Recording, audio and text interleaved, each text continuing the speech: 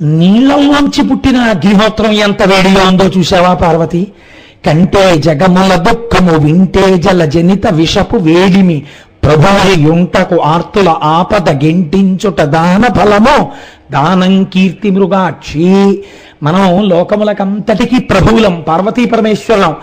మన ప్రభుత్వం ఉన్నది అని గుర్తేంటే పిల్లలకు ఆపద వచ్చినప్పుడు ఆపద తీయాలి. తల్లిదండ్రులు అంటే ఏంటి? పిల్లాడు ఎన్నో తప్పులు చేస్తాడు, గుర్తు పెట్టుకుని పిల్లాడి ఇబ్బందిలో ఉన్నప్పుడు దెప్పి పడవడానికే.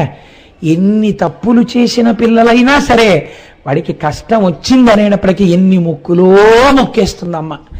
అడుగు తీసి అడుగేయడానికి తనకు ఓపిక లేదు. కానీ పిల్లాడికి ఏదైనా ఇబ్బంది వచ్చిందనేటప్పటికీ అయ్యా నీ ఆలయానికి 101 ప్రదక్షిణాలు చేస్తాను, 7 ఉపవాసాలు ఉంటాను, ఎన్ని గుర్తొస్తే అన్ని మొక్కులు. ఎందుకు ఈ మొక్కులు అంటే పిల్లల మీద ఉన్న ప్రేమ. మరి మన ఇద్దరం తల్లిదండ్రులం కదా, పిల్లలందరూ ఏడుస్తున్నారు